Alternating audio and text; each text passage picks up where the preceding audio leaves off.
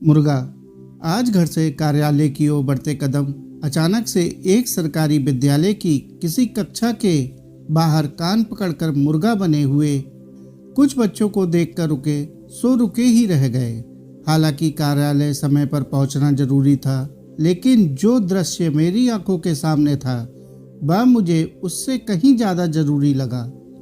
कार्यालय देर से पहुंचने पर बहाने कई बनाए जा सकते थे और यदि पदाधिकारी की डांट भी देरी की वजह से मिले तो वह भी नतमस्तक होकर ग्रहण कर सकता था, लेकिन इस दृश्य पर सब कुछ झेलने को तैयार था।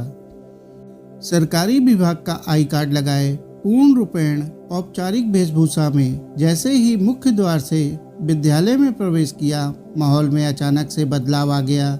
मेरे कदम विद्यालय में जैसे ही आगे बढ़ने शुरू हुए, सभी औपचारिक होते गए। अभी कुछ देर पहले जिस कक्षा के बाहर कुछ बच्चे मुर्गा बने हुए थे, अचानक से कहीं उड़ गए। कुछ देर पहले का सरकारी स्कूल पूरी तरह से पब्लिक स्कूल में बदल चुका था। खैर, मुर्गे तो उड़ चले थे, लेकिन कहां से उड़े थे इसका ख्याल था मुझे। मैं अपनी सदी और गंभीर चाल से चलते हुए उस कक्षा तक पहुंच ही गया जहां कुछ देर पहले कुछ मुर्गे बांग दे रहे थे। कक्षा बच्चों से खचाखच भरी थी। एक शिक्षिका बच्चों को हिंदी वर्णमाला सिखा रही थी। अचानक से मुझे कक्षा के द्वार पर खड़ा देखकर वे घबरा सी गईं। जो बच्चे शोर मचा रहे थे अचानक से शांत हो गए। मुझे भी अजीब लग रहा था कि आखिर ये हो क्या रहा है। मैंने शिक्षिका महोदय से पूछा कि आपने अभी कुछ बच्चों को सजा के नाम पर बाहर मुर्गा बनाया था। पहले तो उन्होंने नहीं में उत्तर दिया, लेकिन मैंने कहा जब कि आप ही झूठ बोलेंगी तो बच्चे क्या सीखेंगे। इस पर उन्होंने कहा, सर मैंने ही उन्हें बाहर मुर्गा बनाया था, बहुत शरारती हैं ये बच्चे। कुछ देर की चुप्पी के बाद उन्होंने कहा, सर गलती हो गई, इन्हें कभी मुर्गा नहीं बनाऊंगी। मुझे अब भी समझ में नहीं आ रहा था कि शिक्षिका मुझे क्या समझ रही है, लेकिन इस नासमझी का भी अपना एक अलग आनंद था। मैंने उन बच्चों को अपने पास बुलाया जो मुर्गा बने थे। मैंने उनसे पूछा कि मैडम ने आपको मुर्गा क्यों बनाया। सभी चुप थे, लेकिन उनमें से एक जो ज़्यादा चंचल था ने बताया कि हम लोग बदमाशी कर रहे थे तो मैडम जी ने हमें मुर्गा बनाया। मैंने उस बच्चे से पूछा कि तुम्हें मुर्गा बनना अच्छा लगता है। उसने तुरंत प्रतिक्रिया दी, अच्छा तो नहीं लगता है सर। कुछ देर के बाद हाथ पैर दोनों दर्द करने लगते हैं, फिर कान भी गर्म हो जाते हैं, लेकिन बेंच पर हाथ ऊपर करके खड़े रहने से कहीं अच्छा है मुर्गा बनना। मैंने शिक्षिका की ओर देखा और यह कहते हुए वहां से निकल लिया कि बहुत अच्छा करती हैं, यही सब करते रहिए। वहां से निकलकर मैं अपनी धुन में विद्यालय के मुख्य द्वार पर पहुंचा ही था कि एक महिला की सर सर की आवाज़ ने रोक लिया। मैंने पलटकर देखा तो एक पौण महिला हाँफते हुए मेरे पास आ रही थी। शीतलहर की हाड़ कपा देने वाली इस ठंड में वह महिला पसीने से तरबतर थी। मेरे पास आते ही बोली, सॉरी सर, रेलवे क्रॉसिंग पर भारी जाम लगा हुआ था इसलिए देर हो गई, आगे से देर नहीं होगी। सर प्राचार्य कक्ष में चला जाए ना सर, मैं इस विद्यालय की प्राचार्य। मैंने कोई प्रतिक्रिया व्यक्त न करते हुए पैदल सड़क पर आ गया और अपने कदमों को कार्यालय की ओर बढ़ा दिया। कार्यालय पहुंचने पर पता चला कि पदाधिकारी महोदय आज पहले ही कार्यालय आ गए थे।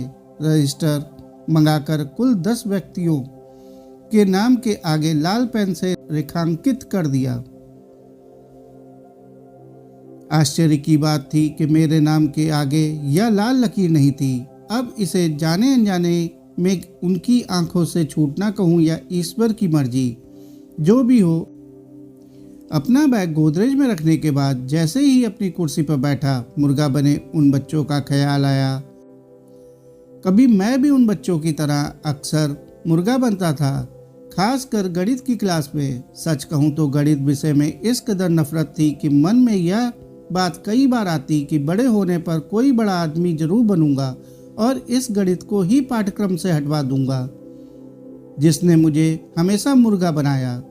मुर्गा बनने की सज़ा कोई साधारण सी सज़ा नहीं थी। काफ़ी देर तक मुर्गा बने रहने पर हाथ पैर कान बहुत दर्द करते हैं। साथ ही मुर्गे की भाव भंगिमा में जरा सा भी बदलाव आने पर टीचर की छड़ी पीछे से लगती और तब इतना गुस्सा आता था कि ना पूछिए मत। मन तो करता था कि छड़ी ही तोड़ के फेंक दूं।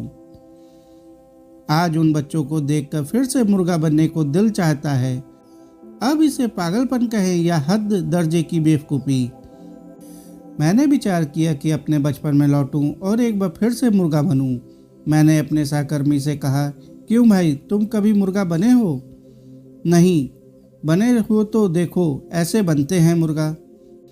मैं मुर्गा अभी अभी बना ही था कि पदाधिकारी महोदय मेरे कक्ष में पहुंच गए।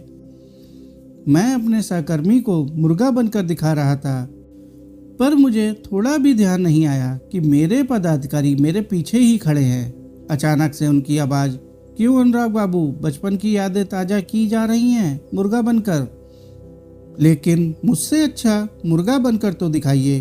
केवल आप ही मुर्गा ना बने होंगे बचपन में, मैं भी बना हूँ, कहते हुए पदाधिकारी महोदय मुर्गे के रूप में बैठ गए। मेरे कक्ष में उपस्थित कर्मियों ने जोर का ठहाका लगाया। इस ठहाके के बीच पदाधिकारी महोदय के बांग देने का भी हम पर कुछ असर नहीं हुआ। साथियों, कहानी को अंत तक सुनने के लिए आपका बहुत बहुत शुक्रिया। कहानी अच्छी लगी हो तो कहानी को लाइक और चैनल को सब्सक्राइब कर लें। धन्यवाद।